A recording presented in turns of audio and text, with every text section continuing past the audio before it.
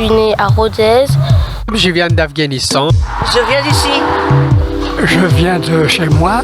I'm from Somalia. Oui, je viens de Scorteozzo. Je viens du Pérou. Je viens de Pologne. On est tous citoyens du monde. Être né quelque part, pour celui qui est né, c'est toujours un hasard. Bonjour, nous sommes à Radio Quartier des Sondes dans l'émission L'autre et moi, dans les programmes dédiés à l'encyclopédie des migrants, ses acteurs et les coulisses. Je suis là aujourd'hui avec Gilles. Bonjour, Paloma. Président de l'Âge de la Tortue, et Fatimata Ameiwaro. Je suis pas sûre de l'avoir bien dit, Fatimata, excuse-moi. C'est pas grave, il a si bien dit. Bonjour Paloma. Bonjour.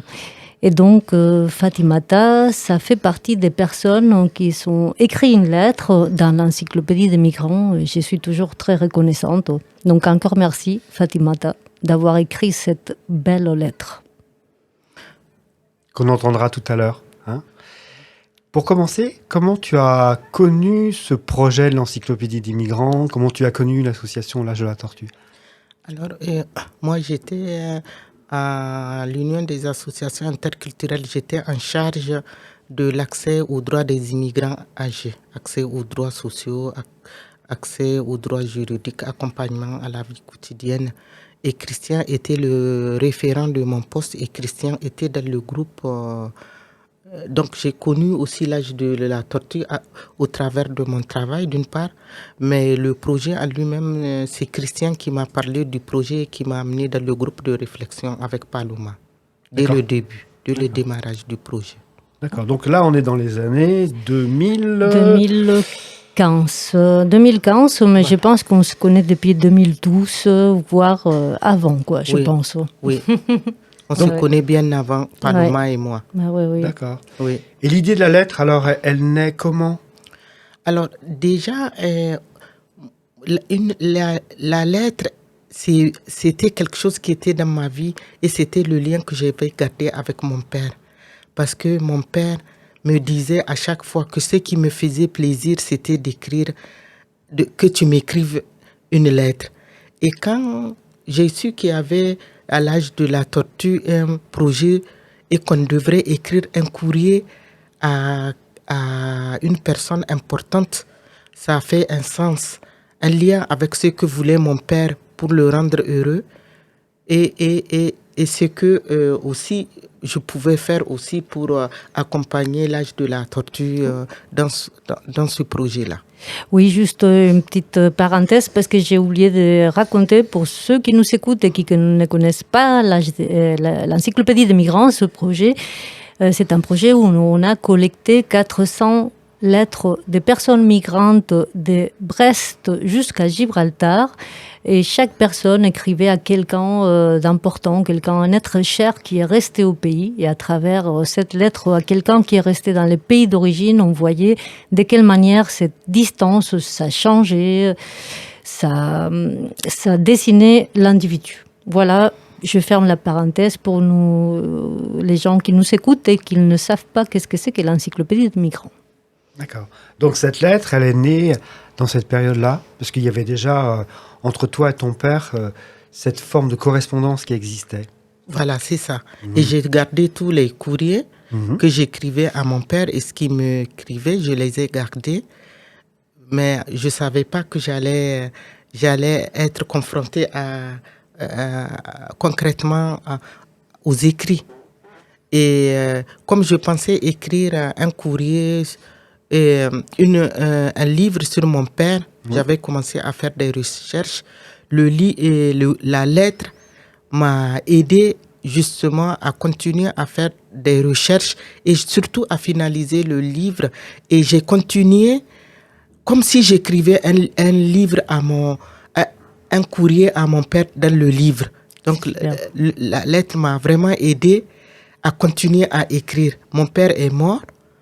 Mais je continuais dans le livre à lui écrire et à lui poser des questions et à lui dire oui, mais tu savais que ça c'était pas bien, oui. Donc c'est comme si je continuais à dialoguer avec mon père. D'accord, donc cette lettre, elle existait avant ton livre. Parce que ce qu'on a oublié de dire aussi dans cette présentation, c'est que tu es écrivaine, chef d'entreprise, on peut dire aussi. Ouais, Hein on peut dire oui. Et donc écrivaine, et que tu as écrit à ce jour 2 ouvrages qui sont déjà édités. Et il y en a un 3e qui est en cours d'édition, hein, je crois que Oui. c'est ça. Oui. D'accord. Et donc cette lettre, elle a précédé l'écriture de ce livre par rapport à ton père. Est-ce hommage qui est rendu à ton père, c'est ça? Oui, voilà. J'ai rendu hommage à mon père, d'une part, et aussi rendre justice à mon père, parce que mon père est mort sans avoir eu sa retraite. Hmm. Donc c'était... Ah oui. et rendre hommage à tous les tirailleurs d'Afrique noire. Parce que la situation des tirailleurs d'Afrique noire était mélangée avec la situation de tous les tirailleurs. On ne voyait pas trop la participation de l'Afrique. C'est pour ça que je me suis centrée uniquement sur l'Afrique noire. Juste une petite question avant d'entrer dans l'histoire de ton père, du contenu de cette lettre et de ton histoire à toi. C'est quoi la différence qui a été pour toi, le fait de l'écrire comme ça, comme tu faisais avant? Tu écrivais des lettres intimes, personnelles, que tu savais que c'était que lui qui allait les lire, ou la famille. Alors que dans l'encyclopédie des migrants, tu savais que c'était une lettre intime, très personnelle, mais tu savais que cette lettre, elle allait être dans l'espace public et que n'importe qui allait pouvoir la lire avec toute cette intimité. Du coup, dans l'écriture, c'est quoi qui a changé pour toi? Alors, parce que dans ma culture, on ne manifeste pas ses sentiments, ses émotions, surtout on ne le manifeste pas au papa. Ok. Et dans cette lettre, je voulais montrer au monde entier que j'adorais mon père et mon père m'adorait aussi. Et je pense que ce qui était différent, c'est que c'était entre lui et moi, personne ne savait, sauf la personne qui lui écrivait les courriers, puisque mon père ne sait pas écrire. Ok. Mais il parle français, mais il ne sait pas écrire. Et là, je voulais vraiment montrer à tout le monde entier la relation que j'ai eue avec mon père. Et c'est dommage que ça soit fait après son décès. Ouais, Il est décédé il y a combien de temps? En 96. 96. Oui, 95-96. Donc, la question de Paloma, c'était qu'est-ce que ça fait pour toi que de passer de l'intimité finalement à l'espace public? C'est-à-dire cette lettre qui est quand même quelque chose de très, on va la lire après, hein, cet hommage intime qui est public. Est-ce que ça fait quelque chose de particulier pour toi? Oui, c'est comme si on voulait guérir de quelque chose aussi. Parce que ce qu'on a au fond de soi qu'on ne pouvait pas exprimer, parce qu'on n'a pas eu l'occasion de le faire. Et là, on nous donne la possibilité d'exprimer quelque chose de profond qu'on voulait aussi faire partager avec les autres. Faire partager l'intimité avec les autres. Oui, il y a quelque chose d'universel dans ça. Oui, voilà, universel. Mais aussi, je pense que en France, c'est plus facile de dire à son père « je t'aime » qu'en Afrique. C'est plus facile. Donc, ça fait partie aussi de ma culture occidentale.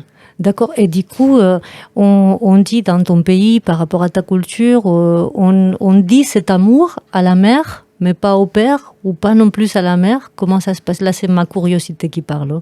Oui, mais même à la mère, c'est pas automatique. On ne le dit pas, on cache les sentiments amoureux. Okay.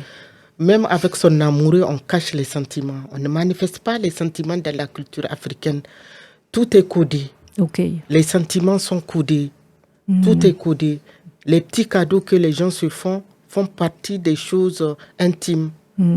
Quelquefois, les gens ne comprennent pas, ils prennent ça un peu mal. Mais dans la culture africaine, les cadeaux, c'est vraiment signe d'amour, d'affection. C'est pas matériel. C'est beau ce que tu dis. Moi, je vous propose d'écouter cette lettre-là pour pouvoir continuer la conversation, parce qu'on va avoir plein de questions. Tout le monde doit se poser plein de questions. C'est très beau ce que tu dis, Fatimata. Merci d'être là aujourd'hui. Merci, Paloma, de m'avoir invitée aussi. Ah, c'est toujours un plaisir. Et donc, je laisse Gilles nous lire cette belle lettre. Et donc, on est avec Fatimata Ameiwaru, qui écrit à son papa au Niger. Chers parents, j'ai sans doute fait le choix le plus difficile de mon existence en vous écrivant cette lettre, chers parents. J'aurais souhaité aussi l'écrire en Haoussa, mais autant je continue à le parler avec mes enfants, je n'ai malheureusement jamais appris à l'écrire à l'école. Je souhaite surtout que cette lettre soit la manifestation du grand amour que j'ai nourri pour vous pendant des années et que je n'ai pas pu vous témoigner. Parce que dans mon éducation, on ne fait pas apparaître les émotions, les sentiments qui nous traversent, surtout envers son père. Je regrette d'avoir attendu votre mort pour vous le dire. Malgré cela, je voudrais que vous sachiez à quel point je suis à la fois ému et touché de prendre ma plume pour vous dire tout l'amour, l'admiration, la fierté que j'ai enfouie dans mon cœur pour vous deux. Et je suis certaine que vous auriez été heureux de mieux connaître vos petits-enfants élevés dans les mêmes valeurs en France, où j'ai choisi d'habiter, notamment pour permettre à l'un de mes enfants soigné à l'hôpital de continuer à vivre. Vous m'avez servi d'exemple de respect, de tolérance, de courage, d'espérance, de combativité durant toute ma vie. Ces valeurs m'ont permis d'avancer, de surmonter les obstacles les plus difficiles de ma vie, de comprendre l'autre. Vous m'avez toujours souhaité la voie de la réussite dans toutes vos prières. Baba, le saviez-vous qu'en m'accompagnant avec Clonte Abdou au consulat de France pour l'obtention du visa, vous alliez confier mon destin à cette France que vous avez tant aimée et que vous avez contribué à libérer des nazis. Vous faites partie de ces milliers de combattants de couleur noire, recrutés aussi bien en Afrique de l'Ouest qu'en Afrique de l'Est, et qui ont, de gré ou de force, été arrachés à leur terre natale pour répondre à l'appel du général de Gaulle en 1940, afin de défendre l'honneur et la dignité de la mère patrie. On vous avait tous attribué le générique de tirailleurs sénégalais. Je veux, par cette lettre, vous donner votre dignité, en vous reconnaissant comme tirailleur nigérien. Vous n'avez jamais arrêté de me répéter que ce qui a été injuste, c'est au niveau de la pension, car vous êtes mort sans avoir touché votre pension, malgré les innombrables recours. Pourtant, vous n'avez jamais nourri de haine ou de colère. C'est vous qui avez transmis à toute votre descendance l'amour de la France. Aujourd'hui, je me sens entièrement française, même si j'ai gardé des liens avec mes sœurs et mes frères restés au Niger. Je vous remercie, papa, de m'avoir élevé dans l'amour et le respect de la diversité culturelle en insistant sur l'importance de l'éducation, base de la réussite scolaire et sociale. Vous n'avez jamais cessé de nous répéter que rien ne pourra se construire durablement si les bases ne sont pas fondées et solides. Et cela ne peut être possible dans d'autres circonstances de la vie que si c'est vous-même qui choisissez la ligne directrice de ce que vous souhaitez devenir ou faire de votre vie.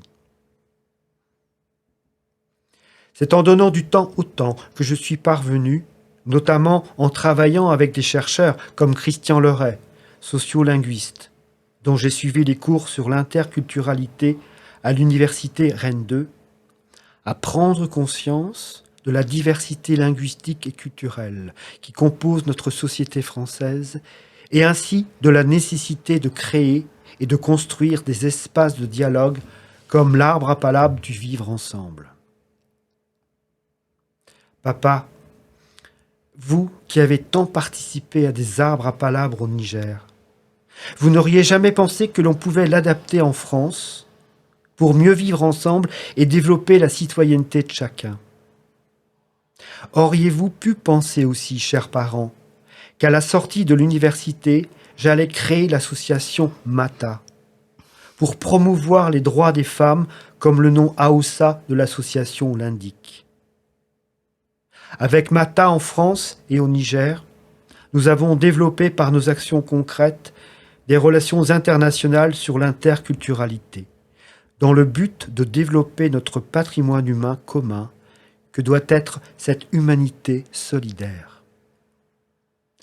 Il s'agit d'aller au-delà des divergences politiques, sociales, économiques et culturelles pour bâtir les pages d'une nouvelle histoire qui nous ressemble. Merci Fatimata pour cette belle lettre. Merci Gilles de ta belle lecture aussi. Merci Gilles. Et là, je vous propose une petite pause musicale. Donc, c'est Fatimata qui a choisi, comme d'habitude. C'est nos invités qui choisissent la musique de ces programmes. Et donc, c'est une chanson en français, je crois. Tu peux nous dire quelque chose? C'est une chanson de Zao sur les anciens combattants. Et dans cette chanson, il disait que la guerre, ce n'est pas bon, ce n'est pas bien.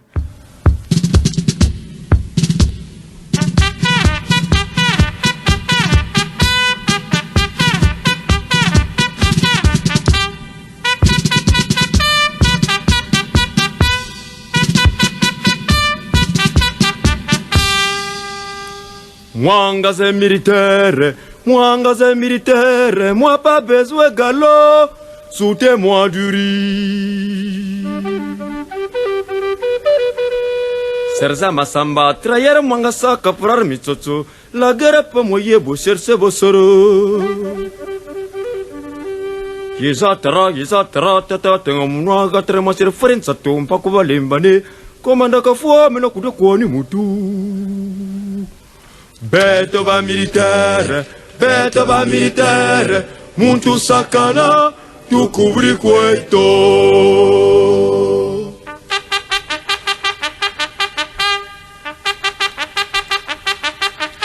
Moga pepe, moyenga kanga kwe. Moga pepe, moyenga kanga kwe.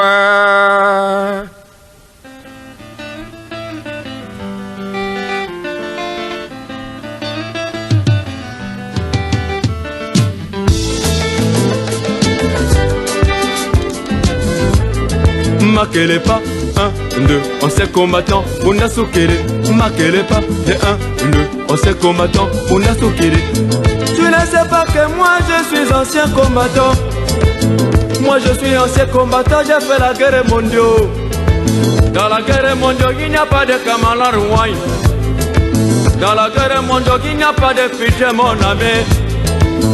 J'ai tué français, j'ai tué allemand.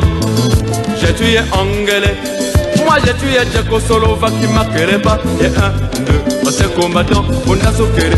M'accueille pas. Et 1, 2, on s'est combattant, on a soukéré. La guerre mondiale, ce n'est pas beau, ce n'est pas beau. La guerre mondiale, ce n'est pas beau, ce n'est pas beau. Quand vient dans la guerre mondiale, tout le monde est cadavre. Quand vient dans la guerre mondiale, tout le monde est cadavre. Quand la balle siffle, il n'y a pas de choisir. Si tu fais pas Michangi, mon chéri, il y a cadavre. Avec les coups de matraque, tout à coup, patatras, cadavre. Ta femme est cadavre, ta mère est cadavre, ton grand-père est cadavre, ton père est cadavre, tes enfants cadavre, les rois cadavres, les reines cadavres, les empereurs cadavres, tous les présidents cadavres, les ministres cadavres, les gardes-corps cadavres, les motards cadavres, les militaires cadavres, les civils cadavres, les policiers cadavres, les gendarmes cadavres, les travailleurs cadavres, les sommaires cadavres, tes chéris cadavres, ton premier bureau cadavre, ton deuxième bureau. Nous sommes toujours là avec Fatimata Meiwarou, avec Gilles Clanchard. C'est l'encyclopédie des migrants. Eva Fatimata, c'est vraiment, elle est très touchante, ta lettre, ton écriture, elle est vraiment très très belle. L'histoire, pas facile, extrêmement émouvante, pas facile d'être interviewée, Fatimata, avec beaucoup d'émotions. Donc, pourquoi avoir choisi ton père pour cette lettre-là? Tu nous as déjà raconté un peu comment faire les ponts entre l'encyclopédie des migrants, cette lettre que tu as écrite à un moment donné, et les livres que tu as écrits après. Quelle est l'histoire de ton père? Pourquoi tu as voulu les rendre hommage à ces points-là? Parce que mon père était tirailleur sénégalais, dit sénégalais. Est-ce que tu peux raconter qu'est-ce que c'est qu'un tirailleur sénégalais pour les gens qui ne connaissent rien à cette histoire? C'était en 1940, au moment où les nazis allemands ont attaqué la France. Le général de Gaulle avait fait appel aux Africains pour venir défendre la France, les aider à défendre la France et les élever des mains des nazis. Et mon père, en 1940, il avait 18 ans. Il était volontaire. Certains n'étaient pas volontaires, ils étaient arrachés de leur terre. Mais mon père était volontaire. Et tu sais pourquoi il a été volontaire? C'était quoi cette moteur pour être volontaire? Parce que en 1922, le Niger venait juste d'être aussi une colonie française. Le Niger était une colonie française et les Nigériens se sentaient français. Et puis mon père, il vivait au village, il fait la lutte, c'est un guerrier du village, donc il fait partie de cette force de jeunesse dans les villages aussi. Et donc quand on avait fait cet appel, lui il est parti de lui-même. Voilà. Comment il s'appelait ton père? Baba? Baba, c'est nous qui l'appelons oui, Baba. Oui, c'est ça. Oui, on l'appelle Baba. Baba, d'accord. Voilà, c'était c'est comme ça qu'on l'appelait nous. Baba, on fait hommage à Baba. Voilà, on fait hommage à Baba et aussi on rend justice à Baba parce que Baba est mort malgré les relances des courriers et tout, il n'a jamais reçu sa pension. Oui, c'est incroyable. Voilà, mais il a été reconnu par le ministère de la Défense française parce qu'il a eu la médaille de la France libre, la médaille commémorative, il avait la barrette Afrique du Nord, donc il avait ses médailles, mais pas par la France elle-même parce qu'il n'a pas eu sa pension. D'accord. Il habitait au Niger, il habitait en France. Non, ils ont habité ici pendant la guerre, mais après ils sont retournés dans leur village. Oui. Et du coup, ils n'ont jamais eu cette reconnaissance de la pension, de la retraite de ton papa, quoi. Non. Moi, si je n'avais pas son livret, on allait même croire qu'il n'a pas participé à la guerre. C'est incroyable. Alors que dans son livret, il y a son itinéraire avec les dates. Voilà.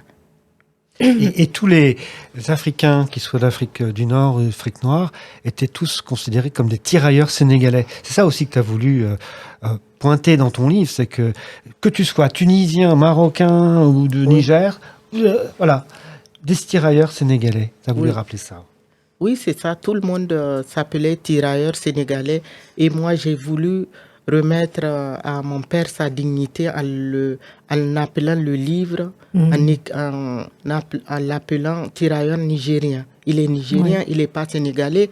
Et ça a même porté préjudice sur le plan politique à beaucoup de jeunes dont les parents sont qualifiés de tirailleurs sénégalais parce que les gens pensaient que les parents étaient sénégalais alors qu'ils étaient nigériens, congolais, ils étaient sénégalais, ils étaient maliens, ils étaient tchadiens, ils n'étaient pas sénégalais. C'était parce que tout passait par le Sénégal, la plupart passaient par le Sénégal pour aller à la guerre. C'était ça. Donc le Sénégal était le point stratégique, il y avait la mer, il y avait tout, oui. C'était pour ça. C'est incroyable, ce manque de reconnaissance, déjà de parler du Sénégal, Niger, comme si tout était la même chose. Et ce manque de reconnaissance qui passe aussi par la reconnaissance de l'État d'une pension de quelqu'un qui a fait un travail. Voilà. Cet oubli, c'est une sorte d'histoire d'un oubli d'une personne comme s'il n'avait pas existé. Oui, c'est ça. Mm. L'oubli, c'est comme la mort. Et la mort après la mort. Puisqu'ils ils sont morts sans avoir été reconnus. Oui. En tout cas, mon père, oui. Oui. Mais mon père n'a jamais nourri de haine ni de colère. La preuve en est que c'était lui qui m'avait amené au consulat de France pour avoir le visa. Et je l'ai eu du premier coup. Je venais étudier. Mon père était fier de m'avoir accompagné. Nous sommes on n'est que la majorité de ses enfants. Nous sommes des filles. Oui. Et parmi les filles et les garçons, j'étais la seule qui a eu une bourse pour venir étudier en France. C'était sa fierté. Aussi, il adorait la France. Il nous faisait des plats, la cuisine française. Et ma mère était gênée dans le village. Oui, que son mari soit dans la cuisine, parce que les hommes ne cuisinent pas. Hein. Mais lui, le fait d'être dans l'armée française, je pense que ça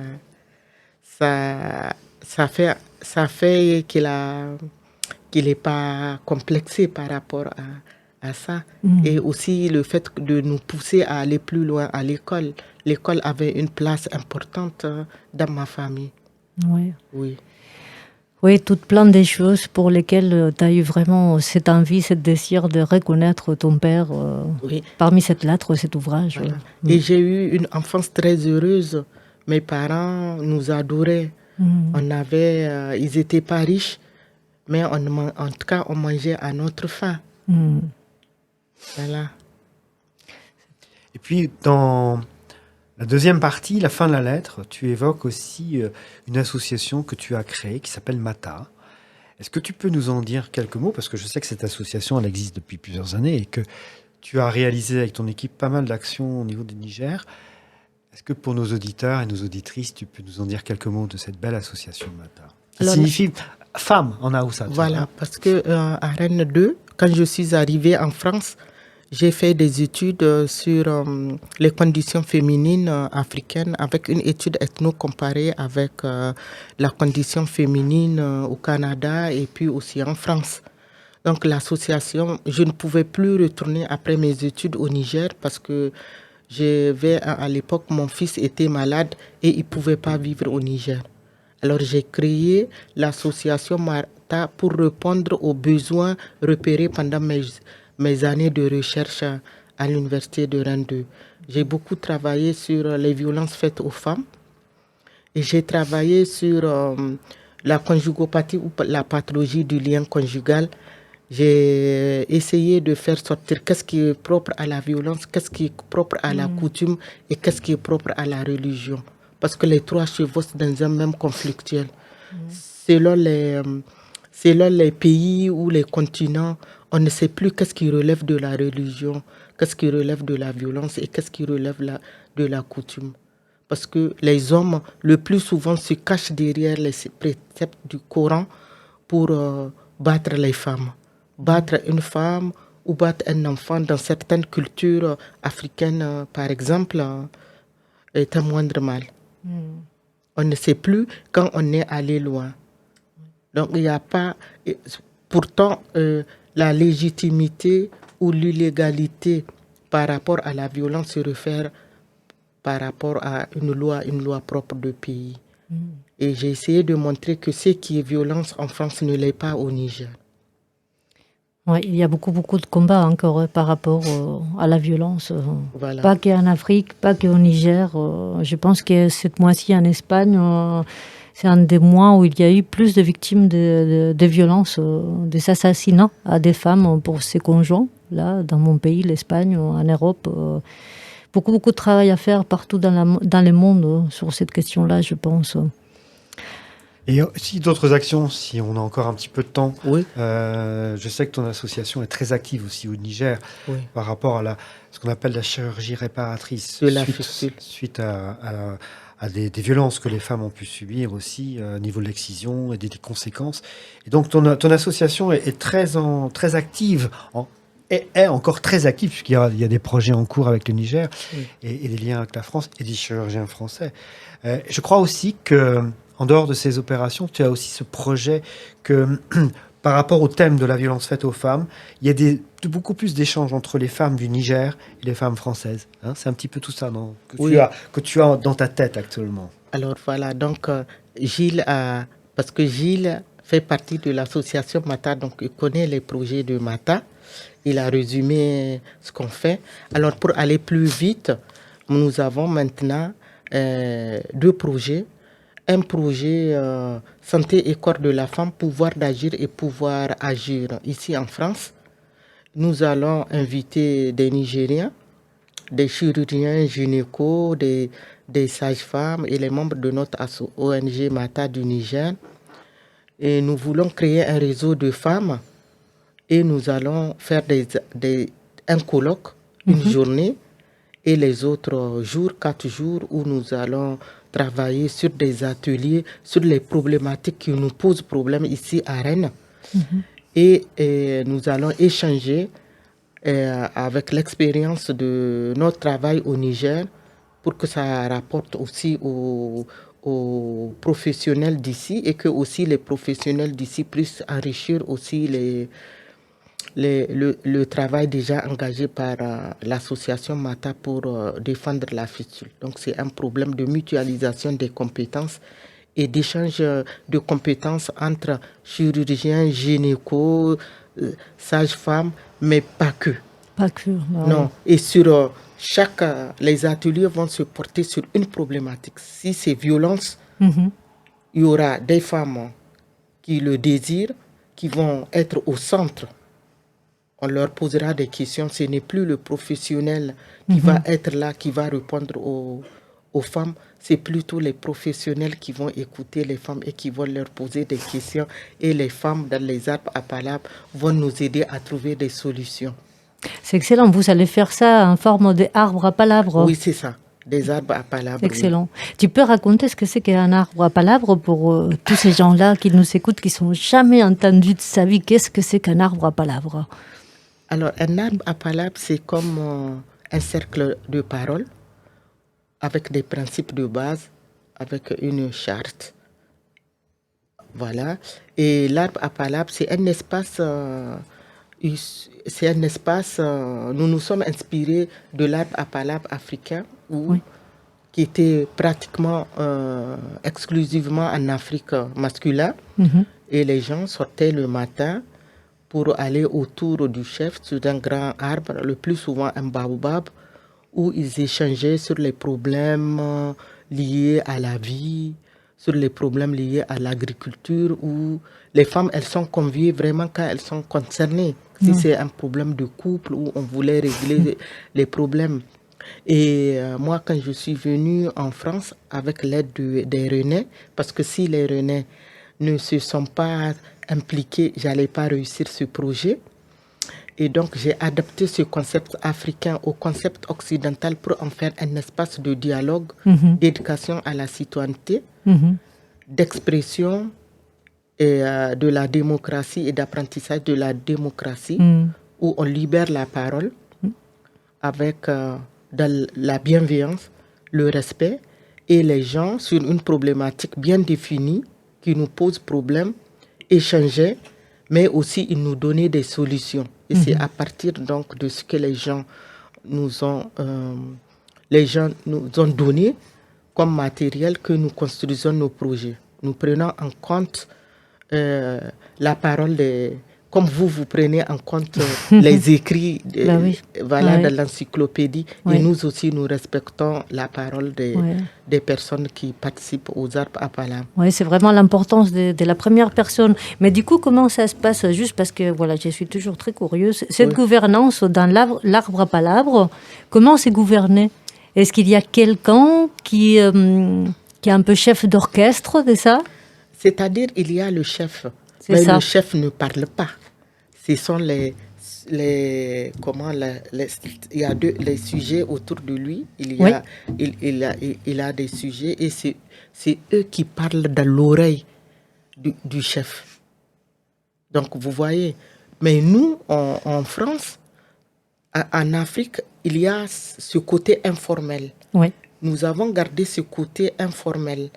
Nous, dans notre arbre à palabre, il n'y a pas de chef. Moi, j'étais salarié, mais mon rôle, c'est toutes ces questions de logistique, comme ce que vous avez fait aujourd'hui avec moi. Mais on ne me voit pas. Il y a 2 modérateurs, on ne les voit pas parce qu'on prend des notes.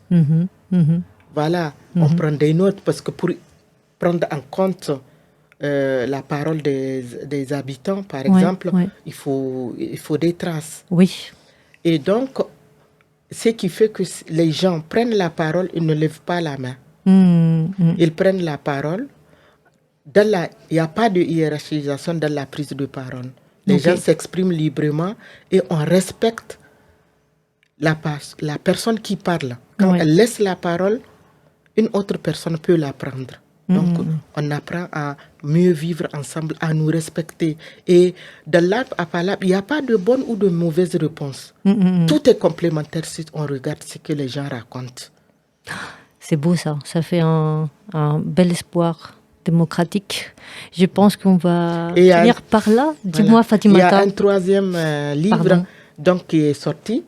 Nous sommes invités, Jean-Marc et moi, au Niger, par le Centre franco-nigérien. Jean-Marc Van Noot, c'est un sociologue et qui est membre de l'association MATA, qui a travaillé sur tout le travail qu'on a fait avec le Niger. Dans un cadre politique, nous avons accompagné l'ancien ministère de la Renaissance culturelle.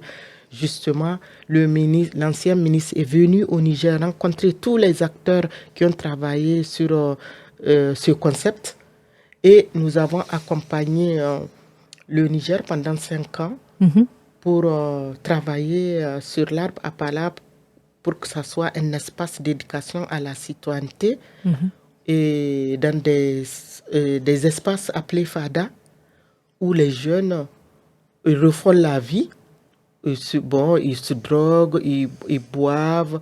Au lieu de réfléchir pour construire leur pays, ils s'adonnent à des choses comme ça. Je ne vais pas dire que c'est petit, à des choses comme ça. Et on avait voulu faire ce travail-là. On a expérimenté ce projet-là. Et là, nous sommes invités par le Centre franco-nigérien au Niger le 23 janvier pour présenter ce livre, mais aussi avec tous les directeurs généraux qui ont travaillé avec nous, revenir sur ce projet et voir comment est-ce que ce projet aussi pouvait servir pour les femmes, parce que nous croyons aux femmes et nous pensons que la révolution et puis le changement en Afrique passera que par les femmes. Les hommes ont déjà fait leur preuve. C'est à nous maintenant de faire notre preuve. Alors, le dernier mot, c'est plutôt féminin. Alors, merci Fatimata. Pour finir, on va vous laisser avec un dernier morceau en Hausa que Fatimata a choisi. Et donc, j'ai dit au revoir et merci à Gilles et à Fatimata. Merci, Paloma. Et je te laisse, Fatimata, présenter ce morceau. Alors, ce morceau, c'est un hommage aux soldats nigériens et à leurs femmes, leurs enfants. Ces soldats nigériens sont morts en voulant défendre les Nigériens sous les coups des djihadistes au Niger. Et je rends hommage à ces soldats et aussi les femmes et les enfants qui sont là au Niger et tristes. Voilà. Et un dernier hommage à Baba Kamamo. Un dernier hommage à Baba aussi.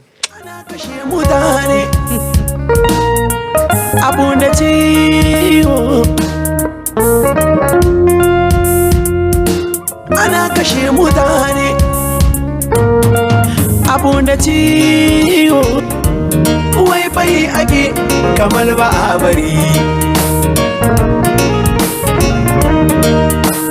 duniyar ga yau ta bani tsoro wai ana kashe mutane an taba min zuciyata ana kashe sojawan kasar mu Niger abun fa babu daɗi wani ya bari gida da mata wani ya bari gida da yara